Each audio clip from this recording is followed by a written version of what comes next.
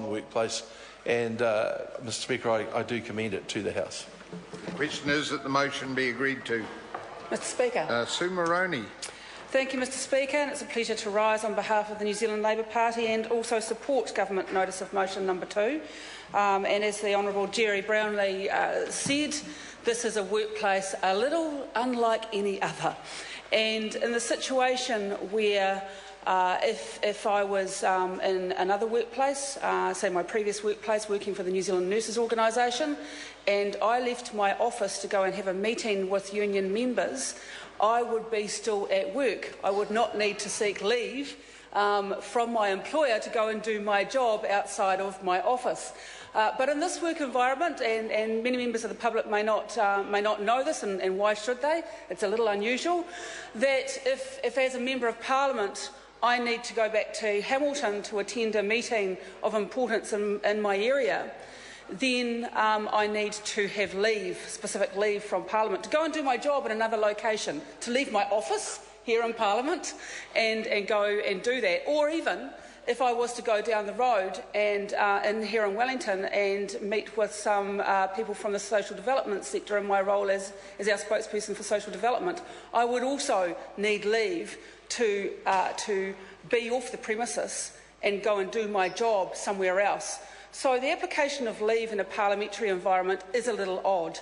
It is not necessarily, although sometimes it is, leave to attend to personal matters. It does cover that as well. But more often than not, it is actually leave to not be here on the parliamentary precinct in order to do our job in another location. And so I think it is right and proper that we have a very robust process in the way in which that is monitored, and Government Notice of Motion number 2 certainly gives a lot more structure around that, because I guess the changing feature of what this brings in is a systematic approach to recording unauthorised, unpermitted absences from Parliament, because it is right and proper that the New Zealand public should have confidence in our systems.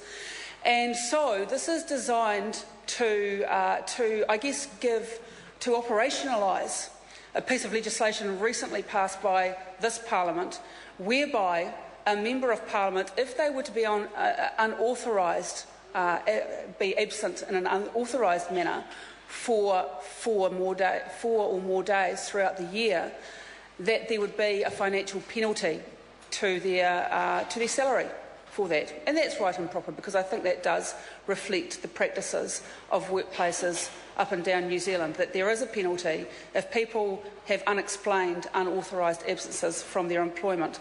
So, Mr Chair, without further ado, I do rise in support on the Labour Party to recommend and support Government Notice of Motion number 2.